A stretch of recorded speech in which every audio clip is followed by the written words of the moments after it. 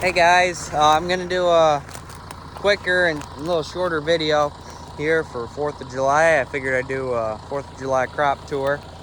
I'm not gonna jump across this ditch here, but we got some corn over there that was planted probably, I'm not sure the exact date, around beginning to middle of May, probably around the 10th, I'd say. That's a gravelly field. That's rolled right up. But I should also mention, let's see, it would have been a couple days ago, 2 or 3 days ago, we got an inch and 3/10 of rain at night. So that really helped the corn. That would have been, it was the night of July 1st, That was more rain. We got more rain in that night than we did the whole month of June. So this corn was getting rolled up. We got another field right there. That's just as tall as this field that was planted the 21st of May. Oh no, the 20th, I'm pretty sure. But that caught right up to this stuff. That's a sod field. So it had the boost from the hay from the last few years. And then come over here. We got soybeans. These were planted probably around the 12th, I'd say. I don't remember the exact date. But they're getting pretty tall. They're probably 6 to 8 inches tall in most places. It won't be long. They're gonna start taking off now that they have some moisture. They do like drier conditions, but they still need water. They'll do better now. They're gonna start taking off and doing well. So now here we have a new seeding hay field. This was seeded around the 25th of May. A lot later than we wanted to seed it, but we had a tile to do, so we ended up doing it then. This weed right here is coming in everywhere. It's called mare's tail. There's a lot of it right here. This section's kind of weedy, but we just got to mow it. Mare's tail, once you have one of them, you have 1,000 of them next year. And then from there you have 10,000, and it just multiplies from there. It's got thousands and thousands of seeds. What kills it is 2,4-D, or don't mark my word on this, I imagine, or I'm pretty sure dicamba kills it too. But we spray all of ours with 2,4-D on the corn, not the corn, soybeans we'll spray them with. But yeah, that's the sod field I was talking about right there. So all these fields are over at our red barn fields. There's the red barn, not really a barn anymore. The night of the rain, that July 1st night, it came down. I'm not sure the exact time, but I went to spread manure on that side of the creek over there, and I noticed it came down, so came over here and was looking at it for a bit. So there's deer in there all the time, and there is one in there right now. Pretty nice buck. Oh, it just ran out the other side through that hole right there. I saw a couple more run out, but they like it in here because it's always cool and shady. Bugs don't get after them as much. But right here, this wall that came down, this is split and tattered up wood, so we're gonna use this, burn this in the evaporator, because this won't be able to sell. But a few of the beams, like down here, that are in pretty nice shape, we'll probably be able to salvage some of them. Oh, there goes one of the deer. That's a buck. But the roof, there's not many shingles on there, so either it'll be probably either put in dumpster or burned, so can't do anything with that. But there's still a few beams up over there. This bottom part, like the actual barn part, is still there. It'll probably be there forever now. Except a few of the beams are breaking on the inside. but that's got concrete foundation, so that'll be there a while. We're hoping this part over here, this part of the shed would stay up, and it did. We can keep machinery or hay bales or something in there in the winter if we have to. So that's why we wanted that left. That wall over there stayed up too. Those beams over there are fairly nice still, so if we do decide to take that wall down, we'll try and salvage them. That silo there too, that's very, very, very old, but it's in very nice shape still. Yeah, that'll probably be here forever too still. But that has nothing in it. There's no electricity around here either, so at one point my dad did have heifers down here. Not a lot, but he had the silo, he had feed in the silo one time, and he'd have to go up it and pitch it out. That's why that silo, he thinks, is only 12 feet in diameter.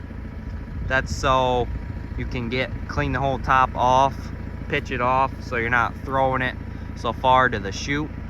Silos nowadays, common size is 20 feet diameter, so those have an unloader now, so you don't have to pitch it all.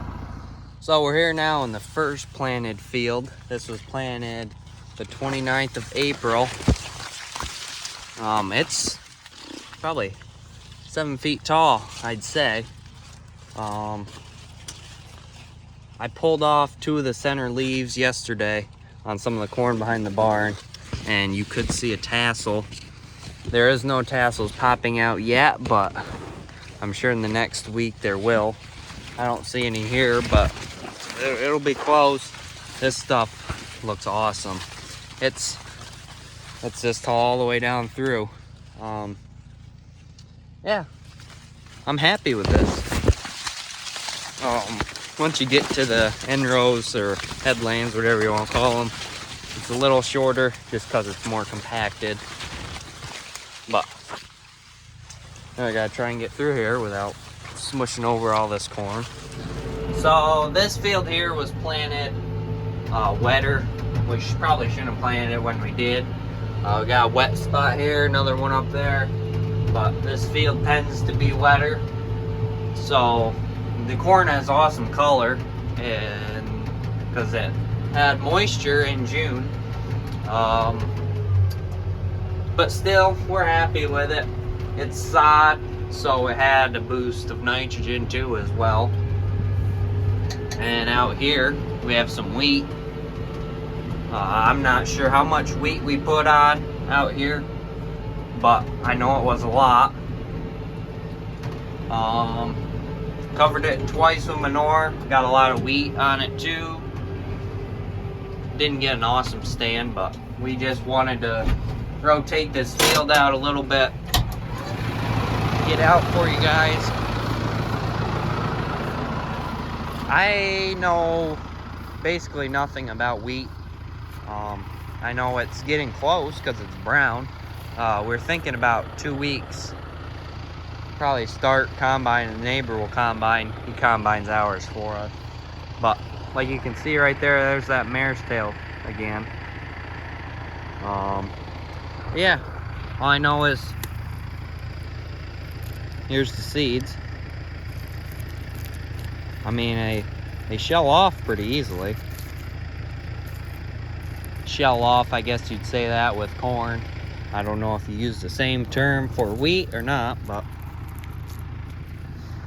I don't know. This will be ready fairly soon, I'd say, but some places more south of here, like on the southern PA or Maryland border, they'll actually combine their wheat, go in and put soybeans most likely in. They like to double crop that stuff.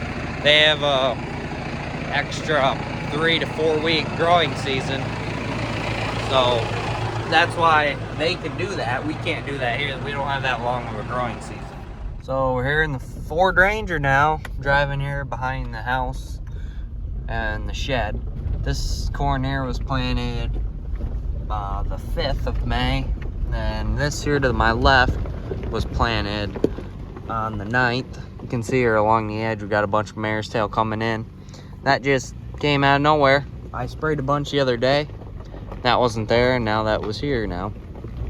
So, this corn is all canopied now through here, which means you can't get light down to the ground, which is good. That means weeds can't really grow as easily. That means they won't be as taking much of the moisture and nutrients that the corn needs.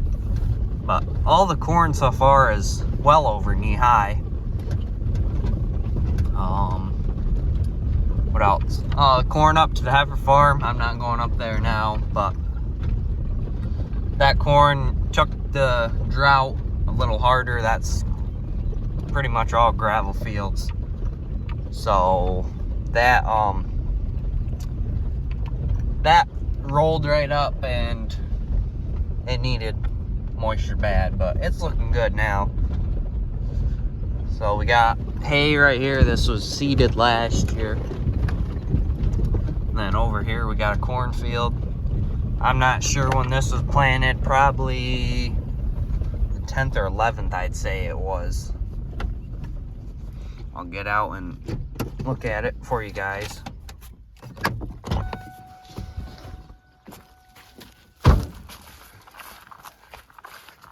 Here we got some little mare's tail just coming in. Big patch of it right there. But you can see right up to it, knee high. A little thinner here along the edge, more compacted. That right there is a disease called deer damage. It's very hard to control. So the only way you really can control it is to control the deer population. But here I had an issue with the planter. I didn't get the PTO turned on all the way, so it wasn't getting air. But yeah, the deer are hitting this field harder. But this is, except here along the edge, it's looks like it's all canopied. So I'm back in one of the early planted fields again. This was the field from the first planting video, April 30th. This was planted. Yeah, it's tall. This is also the field I disced half to see if that made any difference, because there were soybeans last year. I wanted to see if mixing the soybean stubble in would affect it at all. But yeah, this is very good too. Performing very well. Try not to slice my eye open. Yeah, this stuff is just as tall as that field I was showing you before. And we've got a little bit of nut sedge here. Yeah, nut sedge. I'm pretty sure this is nut sedge. Just pulled out of the ground, but we got very nice strong roots down in there, which is very good. So I tried to pull one out of the ground, and I did finally, but look at all that root mass. There's a lot there. I couldn't get it from just pulling. I had to wiggle it around, and I broke some of the roots off because it's in there. So that should be good. If we get any type of wind or anything, it'll stay there. But I wanted to go back and measure this, see how tall it is. Right up to me, it's about, I'm close to 6 foot. So if you get right here, probably, yeah, 7 to 8 feet tall, I'd imagine. But we'll bring this back, and that'll be it for this video. I'll go in, hopefully edit this and get it up tonight so you guys can watch it. I hope you all had a great 4th of July, and yeah, thanks for watching, and we'll catch you next time.